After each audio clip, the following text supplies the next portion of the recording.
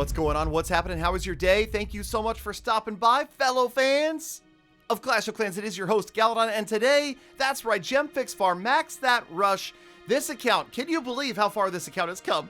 I'm so proud of this account. It's come so far.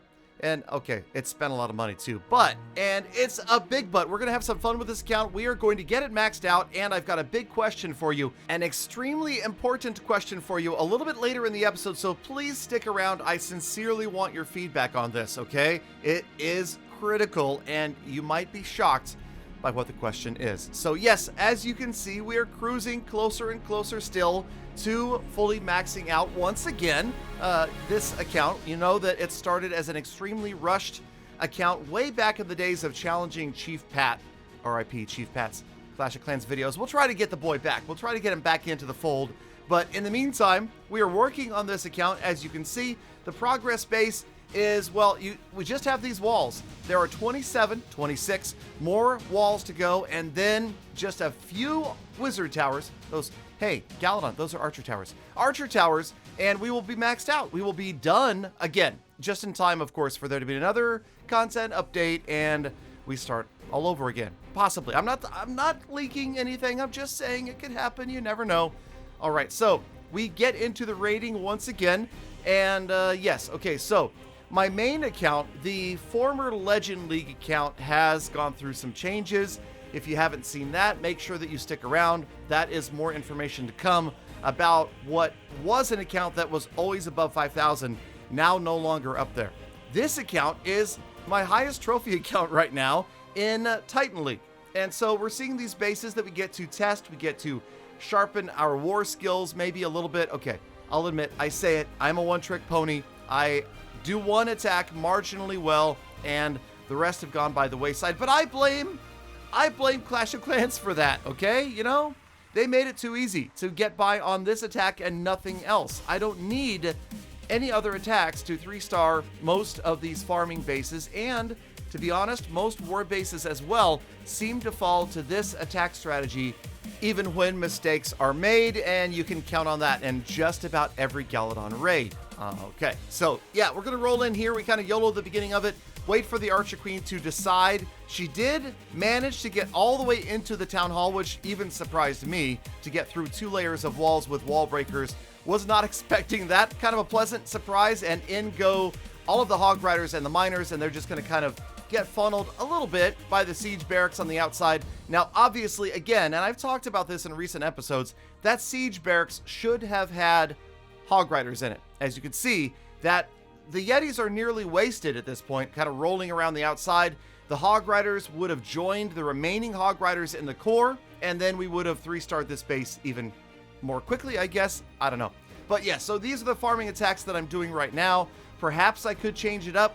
Perhaps we could change up the whole series. And that is part of the question I wanted to ask you guys. Now, this is going to sound strange and maybe foreign to you, but okay. I've really been enjoying the no cash clash, right? And you guys have as well. But it kind of feels like it's been taking over the channel.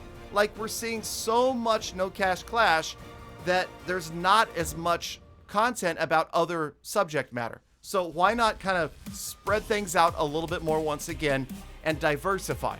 So the thought is perhaps this should become a regular series again, but with a twist. And I'll tell you about the twist in just a minute. Let's get into these upgrades. As you can see, it's not crazy exciting as far as what's going to happen here. We do the walls, and then we do an archer tower when we have the gold.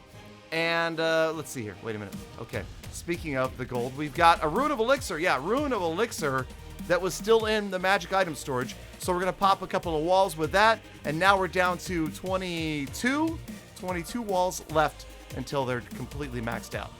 But wait, there's more. I know I've got more loot to spend here. We've got the gold. And okay, so hold on. This is the point where we're trying not to just blatantly waste resources, okay? We don't have enough wall rings to do it. We do have enough gold, but we have 5 archer towers left. So we go out and we farm a little more. And after like 2 bases in Titan 2, I find this. Look at the Dark Elixir in this. I mean, 10,500 Dark Elixir. And I start attacking it, and it's right around the beginning of the attack that I remember. Oh, wait a minute. My heroes are maxed out. it is completely pointless for me to raid for Dark Elixir. It's less than useless, unless we're going to use it on super troops, I guess. Otherwise, it is completely a waste of time. I should only be looking at gold and elixir. This base had about 500,000 of each, and that's only really marginal in Titan League. You know, we're finding these bases that are 7, 8, 900,000 of each available. You just have to look a little more deeply. You got to be a little more patient than I often am. And I was blinded by the dark. Okay, I'll admit I was blinded by the Dark Elixir. I saw that number, the 5-digit Dark Elixir number, and I could not resist. Probably hearkening back to the No Cash Clash raids where I'm after that amount of Dark Elixir. Can you imagine finding 10k as a Town Hall 9? Let me know if you do. I definitely want to make a video on that. But okay, so you see the fundamentals once again, right? There's the funnel on the left-hand side, the fundamentals. Get it? The fundamentals. How is the translation going for that one? The fundamentals of the funnel make you mental. Okay, but anyway, you can see, so the queen she gets that area done, then the king gets this area done on the left, then the hog riders and the miners kind of go in. You know, that's how I like to cast. I go, you know, hey, and then he drops some troops, and then a few more go over here, and then they go attacking, and then this building blows up, and next thing you know, it's a 3-star. So yes, that is how we Gala YOLO. The Archer Queen goes down the alley, like Itsu likes to call it, that little alleyway there, and she just follows that perfectly, takes out the town hall, and the rest of the base is going to fall.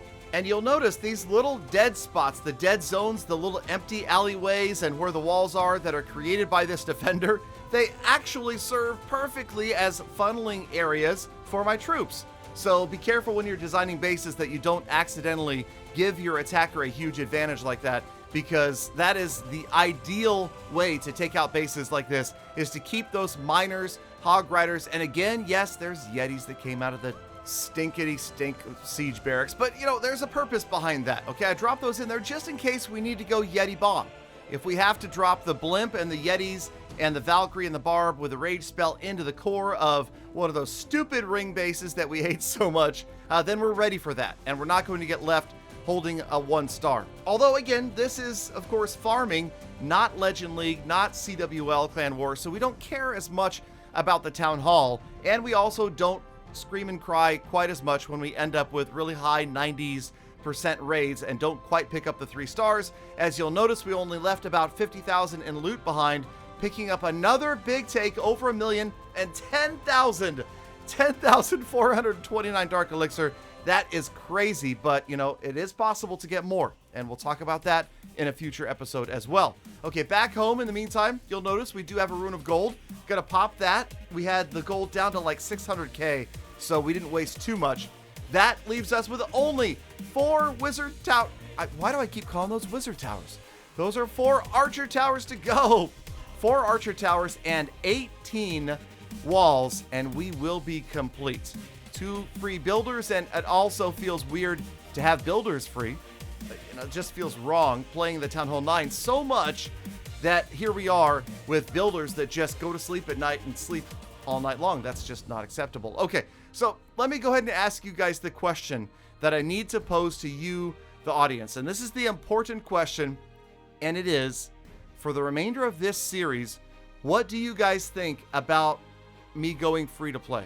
It's just a thought. It's just, I mean, obviously it's not going to take quite as long, and I guess maybe I'm being infected by the free-to-play bug, the fun that is playing without spending on my Town Hall 9 account. So, I don't know. Or, you know, we've spent over, what, $6,000 on this account since we started the series 103 episodes ago. Is it pointless to try to go free-to-play right now? Is that kind of just a waste of time? Should we think about maybe a different series? And here are some thoughts that I had. Now, we do have the Town Hall 12 with no heroes. I was thinking about taking it to 13, and then it would also still have no heroes at 13. It would have unplaced heroes of all 4 heroes. And then I would have to start a new Town Hall 12. What if we did a gemming of a Town Hall 1 all the way to 12 with everything level 1, and then tried to farm that account? Or what if we started another new free-to-play account, and this is a crazy idea, and ran it with only gold passes and see how fast we can catch up to the current free-to-play account with a new free-to-play account that buys gold passes, but that's it. The only spending that it's allowed is from the gold pass. Does it make that much of a difference? You know, we could actually see side by side a complete free-to-play account versus a gold pass only free-to-play account, which isn't free-to-play, but it's still $5 a month. And here's the thing, can't you get $5? And I don't mean to sound ignorant or cocky. Seriously, I mean, when I was a kid many years ago, if I needed to scrape $5 together, I could wash windows, take out the trash, pick up dog poop, walk somebody else's dog, clean the guy's store trash can out for $1 a day for 5 days. I mean, there's many different things I could have done. I'm curious, and I know that we have viewers from around the world that are watching this. You guys, if you're watching this, two things. Number one, you probably own a mobile device. Number two, you probably have internet connection, right? You pretty much have to have both of those things in order to be watching me. So if you have both of those, don't you have an ability, if you really put your mind to it, and be honest with yourself, if you really put your mind to it, couldn't you come up with $5 one way or the other? And if not, let me know in the comments, and I will try to hook some people up with gold passes. Okay, that is going to happen.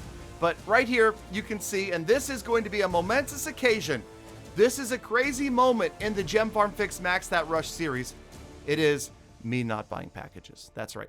That is right. I didn't buy any of those. Okay, they weren't really good deals, to be honest. Let's just look at them and say, hey, I wasn't really finding those to be appealing. They wouldn't have sped up the account that much. It wouldn't have made a huge difference. We're close to being maxed anyway. And I know, yes, Galadon, go check your temperature. Maybe you're ill because Galadon just did not buy packages on a gemming account in a gemming series. So crazy as it may be. All right, check out the fails with the wall breakers right here. This is, by the way, why I bring 12. That's right, 12 wall breakers as they get annihilated by this scatter shot right there. And I thought, okay, rage spell, and then we drop them between the scatter shot right here. They'll get around. They'll get in. Nah, no, they won't. Okay. So the Archer Queen is going to continue. Now, this is not a queen charge. It's a queen walk, right? That's all it is. So the thought is, and this is where I change things on the fly, from a siege barracks to a wall wrecker. A 300 IQ move there, Galadon. That's right. Watch the wall wrecker, get the walls open, and the Barb King move in behind and complete the funnel. I gotta admit, I'm pretty proud of myself right here. I mean, that's a pat on the back. Who uses a wall wrecker these days? Almost nobody uses wall wreckers anymore. And notice what is happening. The wall wrecker is surviving surprisingly long. The Barb King is kind of clearing the way out there at the top. And the Archer Queen, she's going to continue. And then check out the rage fail. Okay, now I'll admit that I was a bit distracted when I dropped that rage on the grass. But remember, okay, Galadon cares about the environment, okay? And helping the grass, think of it like miracle, whatever. Okay, fine. That was stupid. But that was the spot where that rage spell went, was where I meant to spam all of my hog riders and miners. They still go down, the raid still goes on, and come on, I mean, it's Galadon. What is a rage spell gonna make a difference? I mean, one rage spell, so maybe you could have dropped it right here, and the miners and the hog riders go through this stuff a little more quickly. Maybe you could have used it on the Archer Queen, and she would have gotten a couple of buildings down a little more quickly. It's not gonna make the difference like between a 99 and 100. I mean, that would be ridiculous. It was just a missed rage spell, and as you can see, this base, not that difficult to defeat. The Archer Queen is going to do a great job right here. A couple of miners are left as well. The Royal Champion can't get through that last single target Inferno, but it's going to fall in a second. No worries. As we turn the corner, look at the healer helping the miners out right here. Gotta love them working together. The Archer Queen around the outside, no defenses firing on her. She is just fine. And now, as time starts to count down, we sweat a little bit. There's tiny beads of sweat forming on my forehead right here. 30 seconds, 9 buildings left. We've got this. The healers are getting fried by the single target Inferno. That's okay. Here come the miners. We've got 20 seconds left. Only 6 buildings to go. It's looking like it's getting pretty close right here. The Archer Queen, though, is not going to have a problem closing in, getting through this wall.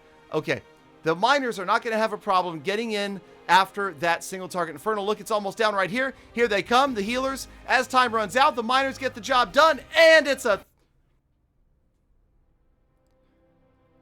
All right, so GG in the chat. GG in the chat for the 99. All right, or the comments or whatever. All right, status report time. Let's go.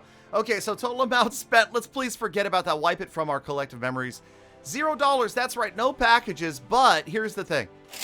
$63.45 already spent. So really, what is the point of going free to play? You, again, tell me in the comments. 2,000 gems spent, and the time spent 270 hours on this account. And again, next goals. Is it going to be a maxed Town Hall 13 free to play from here on out? Just even though we already spent 6,000, I don't know. Let me know in the comments. As always, I appreciate your input. Thank you guys for sticking around all the way to the end of the episode. That means you're the true Galadon fan. I love, think about, appreciate every single one of you every single day. So stay inside, wash your hands, be kind to other people, and also plan. I'll see you back here again tomorrow for more Froil Attacks.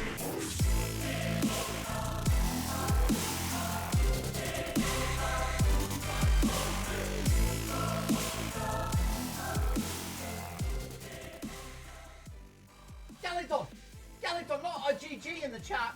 Peter $17 in the chat.